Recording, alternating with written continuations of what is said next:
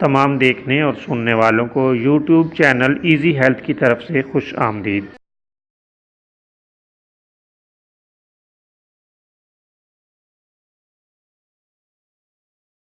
اس میں آپ کو خشک کھانسی کا ایک اور بہترین نسخہ بتائیں گے جسے اکسیر کھانسی خشک کا نام دیا گیا ہے۔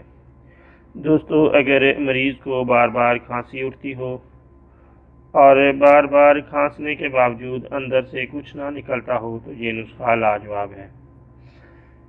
گری بادام چھیلی ہوئی 8 عدد، کوزہ مصری 20 گرام، گائے کا تازہ مکھن 200 گرام، یا اگر گائے کا مکھن نہیں تو جو مکھن بھی آپ کو میسر ہے وہ تازہ حالت میں لے لیں۔